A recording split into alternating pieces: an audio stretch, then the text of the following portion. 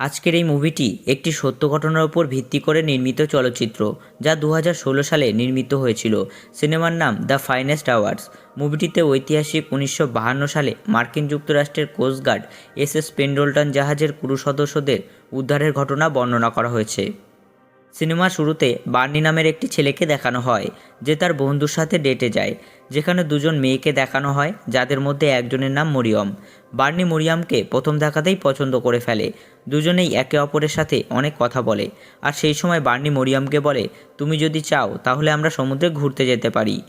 আসলে বার্নি একজন কোস্টগার্ড, সেজন্য সে ঘুরতে যাওয়ার জন্য বারে বসা লোকটির কাছে তার বোটটি চায়, আর সন্ধ্যায় সমুদ্রের ঢেউয়ের মাঝখানে মরিয়মকে তার সাথে নিয়ে যায়, যেখানে তারা দুজনেই একে অপরের সাথে খুব ভালো সময় কাটান। এখন তারা দুজনেই একে অপরকে পছন্দ করে। এভাবে কিছু বছর চলে যায়। এখন বার্নি এবং মরিয়ম দুজনেই সম্পর্কে জড়িয়ে পড়েছেন। দুজনেই একে অপরকে বিয়ে করতে চান। এরপর বার্নি মরিয়মকে বলে যে কোস্টগার্ডের নিয়ম অনুসারে আমাকে আমার প্রধানের কাছ থেকে অনুমতি নিতে হবে, তারপর 2 মাস পরে আমরা বিয়ে করব। এটা শুনে মরিয়ম খুব খুশি হয়।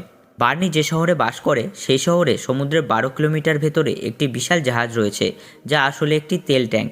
এতে প্রচুর তেল জমা হয়। তারা জানতে পারে সাগরে বড় ধরনের ঝড় হতে চলেছে, আর যখন সেই ঝড় আসে তখন তাদের জাহাজ মাঝখান থেকে ফাটল ধরে। যিনি এই জাহাজের প্রধান প্রকৌশলী, সে তার ক্যাপ্টেনকে এই তথ্য দেয় এবং জানায় যে আমরা ফাটল মেরামত করেছি, কিন্তু ঝড়ের ঢেউয়ের গতি বেশি হওয়ায় তা বেশিক্ষণ চলতে পারবে না। আমাদের জাহাজের গতি কমাতে হবে। জাহাজের গতি কমানোর পরও তারা কিছুই করতে পারছে না, কারণ এখন ফাটল বড় হতে শুরু করেছে। আর এখন ঠিক পরের মুহূর্তে একটি খুব বড় ঢেউ আসে, যার ফলে তাদের জাহাজ 2 ভাগে ভাগ হয়ে যায়, আর একটি অংশ সাথে সাথেই সমুদ্রের মধ্যে ডুবে যায়। এতে জাহাজের ক্যাপ্টেন সহ বহু মানুষ নিহত হয়। একই সময় বার্নিকে দেখানো হয়, যিনি তার প্রধানের কাছে বিয়ের অনুমতি নিতে যান, কিন্তু প্রধান তার কথা শোনেন না, কারণ তিনি খুব ব্যস্ত আছেন। এরপর সেই তেলের ট্যাঙ্কার জাহাজটিকে দেখানো হয়, যেটি 2 ভাগে ভাগ হয়ে গেছে, যার নাম পেন্ডলটন। জাহাজের যে অংশে ইঞ্জিন রয়েছে তার মধ্যে অনেক মানুষ এখনও বেঁচে আছে। ক্রু সদস্যরা যে কোনো উপায়ে নিরাপদে বাঁচতে চান, কিন্তু সাগরে ঝড়ের গতি আরও তীব্র হচ্ছে। তাদের ক্যাপ্টেনও নিহত হয়েছেন, তাই সবাই রয়কে জাহাজের ক্যাপ্টেন হিসাবে মেনে নেয়। তখনই রয় সবাইকে বলে পাম্পের ভেতর জল যেন ভরতে না পারে, কারণ এমন হলে জাহাজে ইলেকট্রিসিটি চলে যাবে। কিন্তু এখানে কিছু মানুষ এর বিপক্ষে কথা বলে। তারা বলে জাহাজে লাইফ বোট নিয়ে সবার এখান থেকে বের হওয়া উচিত, কিন্তু কিছু মানুষ এটা মানতে চায় না, কারণ সমুদ্রের ঢেউগুলি খুব বীভৎস আকার ধারণ করেছে। রয় তখনই হঠাৎ একটি লাইফ বোট নামিয়ে দেয়, আর সেই লাইফ বোটটি তখনই ভেঙে চুরমার হয়ে যায়, যার মানে তাদেরকে এখানে কারোর জন্য অপেক্ষা করতে হবে। আর এখান থেকে তারা অনবরত জাহাজের হর্ন বাজিয়ে চলেছে। এদিকে চিফ বার্নিকে বলে সমুদ্রের মাঝখানে অনেক বড় জাহাজ ডুবে গেছে, আর তাকে বাঁচাতে চলে গেছে সব দল। সাগরে ঝড়ের গতি বাড়ছে, জেলেদের সাহায্য করতে হবে। তুমি একজনকে নিয়ে যাও আর তাদের নৌকো বাঁধতে সাহায্য করো। এরপর বার্নি ও তার সাথে থাকা 2 জন রওনা দেয়। এরপর সমুদ্রের উপকূল থেকে একজন মানুষ জাহাজের হর্নের আওয়াজ শুনতে পায়, আর সে বুঝতে পারে যে সমুদ্রে একটি জাহাজ রয়েছে যার সাহায্য প্রয়োজন। লোকটি সরাসরি এসে বার্নি ও তার সাথীদের বলে যে একটি জাহাজ সমুদ্র থেকে ক্রমাগত হর্ন বাজিয়ে চলেছে। বার্নি বুঝতে পারে যে কারো সাহায্য প্রয়োজন। তিনি অফিসে তার সিনিয়রদের জানান, আর বোঝা যায় যে পেন্ডলটন নামে তেলবাহী জাহাজটি বিপদে পড়েছে। এরপর এই মিশনটি বার্নি ও তার 3 জন সঙ্গীকে দেওয়া হয়, তাদের উদ্ধার করে আনার জন্য। মিশনে যাওয়ার আগে সাগর থেকে ফিরে এসেছেন কয়েকজন কোস্টগার্ড। তাদের একজন বার্নিকে বলেন, সাগরে আপনি যে জায়গায় যাচ্ছেন সেখানে ঝড় খুব ভয়াবহ রূপ নিয়েছে। আপনি সেখানে গেলে আর কখনো ফিরে আসতে পারবেন না। যদি প্রাণ বাঁচাতে চান তাহলে সমুদ্রের কাছাকাছি বোট নিয়ে ঘুরে বেড়ান, এবং আপনার সিনিয়র চিফকে বলুন যে আপনি কোনো জাহাজ খুঁজে পাননি। কিন্তু বার্নি এটা করতে চায় না, কারণ সে বলে এর আগেও আমাকে একটি উদ্ধার অভিযান দেওয়া হয়েছিল, কিন্তু আমি সেই জাহাজে পৌঁছতে পারিনি। ওই জাহাজে 8 জন মারা যায়, এবং এর জন্য বার্নি নিজেকে দায়ী মনে করে, আর তার জন্য এখনও আফসোস করে। তাই সে যে কোনো মূল্যে সেই লোকেদের বাঁচাতে চায়। আর এই বলে সে তার 3 জন সঙ্গীকে নিয়ে ওখান থেকে বেরিয়ে আসে। এরপর সেই জাহাজটিকে দেখানো হয়, যেখানে একজন দেখতে পায় কিছু দূরে একটি অগভীর উপকূল রয়েছে, যেখানে পৌঁছতে পারলে তারা জাহাজটিকে ডুবে যাওয়া থেকে বাঁচাতে পারবে। তাই তারা জাহাজটিকে সেই দিকে নিয়ে যাওয়ার জন্যে সম্পূর্ণ চেষ্টা করতে থাকে। অবশেষে তারা কোনো উপায়ে একটি নির্দিষ্ট সময়ের জন্য জাহাজটিকে সেখানে নিয়ে যেতে সক্ষম হয়, কিন্তু ঢেউয়ের বেগের জন্য এখানে তাদের জাহাজ বেশি সময় টিকবে না। এরপর বার্নি ও তার 3 জন সঙ্গীকে দেখানো হয়, তারা একটি উদ্ধারকারী বোট নিয়ে রওনা দেয় সেই জাহাজটির খোঁজে, কিন্তু তারা সেই জাহাজের অবস্থান সম্পর্কে কিছুই জানে না। এখন তারা ধীরে ধীরে চলতে শুরু করে। এরপর একটি বিশাল ঢেউ তাদের সামনে আসে এবং তাদের কাছে থাকা উদ্ধারকারী বোটটি কোনো রকমে এই বিশাল ঢেউ অতিক্রম করার জন্য প্রায় সম্পূর্ণ হয়। আর সবাই ভয় পেয়ে যায়। তখন সবাই মনে করে যে তাদের ফিরে যাওয়া উচিত, কিন্তু বার্নি যে কোনো উপায়ে জাহাজটির কাছে পৌঁছতে চায়। কিন্তু তারপর আরেকটি বড় ঢেউ আছড়ে পড়ে এবং সেই ঢেউ থেকেও কোনোভাবে তারা পার হয়ে যায়। তাদের কাছে একটি কম্পাস আছে, যার দ্বারা তারা দিক নির্ণয় করতে পারে। আর এই কম্পাসের দ্বারা তারা জানে যে জাহাজটি কোথায় হতে পারে, কিন্তু সেটি ঢেউয়ের ধাক্কায় জলে ভেসে যায়। এরপর পেন্ডলটন জাহাজটিকে দেখানো হয়, যেখানে জাহাজের সকল সদস্যরা খুব ভয় পায়। তারা সবাই আশা করে আছে কেউ তাদের বাঁচাতে আসবে, কিন্তু ঢেউয়ের ধাক্কায় পাম্পে জল ভর্তি হয়ে যায় আর জাহাজের বিদ্যুৎ চলে যায়। জাহাজের ভেতরে কোনো আলো না থাকায় সবাই ভয় পেয়ে জাহাজের ওপরে চলে আসে। এরপর বার্নির গার্লফ্রেন্ড মরিয়ামকে দেখানো হয়। মরিয়াম বার্নির চিফের কাছে যায় আর বলে যে সমুদ্রে একটি বড় ঝড় হচ্ছে, আপনার বার্নিকে ফিরিয়ে আনা উচিত, তার জীবন বিপদে রয়েছে। কিন্তু চিফ তার কোনো কথা শোনে না আর তাকে সেখান থেকে চলে যেতে বলে। এরপর মরিয়ম সেখান থেকে গাড়ি নিয়ে চলে যায়। মরিয়ম গাড়ি চালাতে চালাতে বার্নিকে নিয়ে চিন্তা করতে থাকে। হঠাৎ তখনই তার গাড়িটি রাস্তায় পড়ে থাকা বরফের সাথে ধাক্কা খায় আর গাড়িটি আটকে যায়। কিছুক্ষণ পর একজন মহিলা সেখানে আসেন, যিনি মরিয়মকে সাহায্য করেন এবং মরিয়মকে তার বাড়িতে নিয়ে যান। অন্যদিকে দেখানো হয় বার্নির উদ্ধারকারী বোট, যা প্রতিনিয়ত এগিয়ে চলেছে।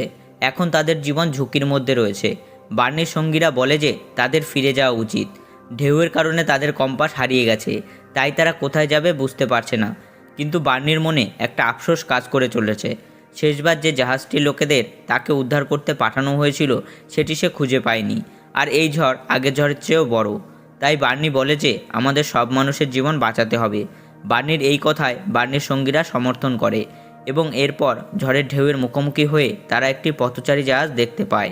তারা দেখে যে জাহাজে কেউ নেই, কিন্তু যখন তারা ওপরের দিকে তাকায় তখন দেখতে পায় অনেকে বেঁচে আছে। এটি দেখে বার্নি ও তার সঙ্গীরা আরও বিরক্ত হয়ে ওঠে, কারণ তাদের উদ্ধারকারী বোটে এতটা পর্যাপ্ত জায়গা নেই যে সেই বোটে করে এখান থেকে সবাইকে নিরাপদে নিয়ে যাবে।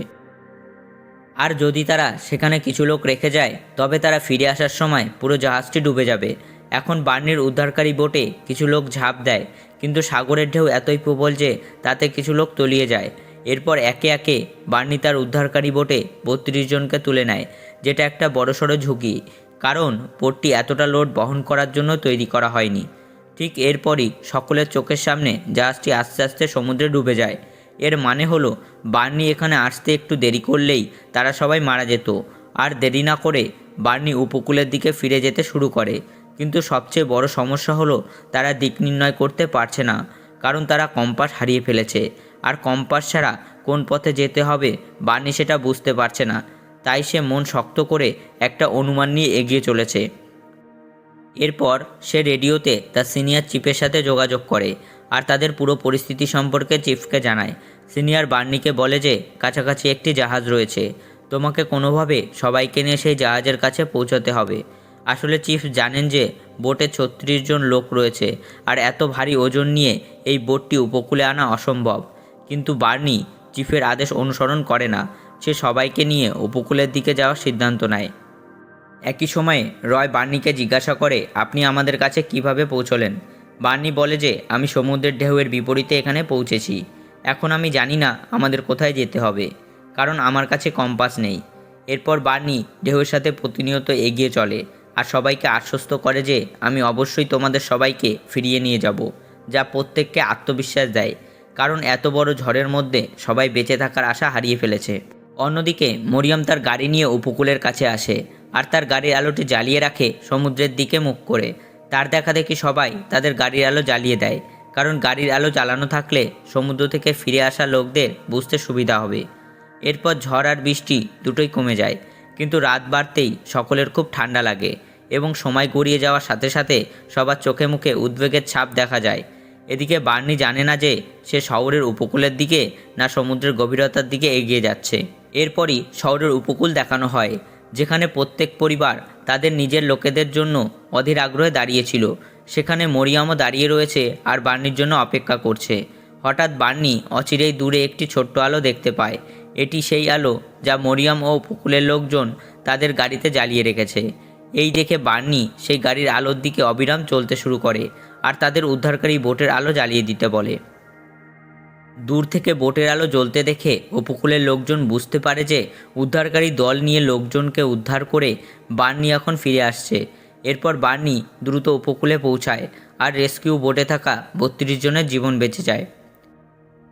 এটি একটি সত্যিকারের ঐতিহাসিক ঘটনা যা 18ই ফেব্রুয়ারি 1952 সালে ঘটেছিল, আর যারা এই 32 জনের জীবন বাঁচিয়েছিল তাদের সম্মানিত করা হয়, যার পরে ইতিহাস কখনোই বার্নি ও মরিয়মকে ভুলে যায়নি। এরপরই বার্নি ও মরিয়ম 2 মাস পরে বিয়ে করার সিদ্ধান্ত নেয়, আর সিনেমাটি এখানেই শেষ হয়।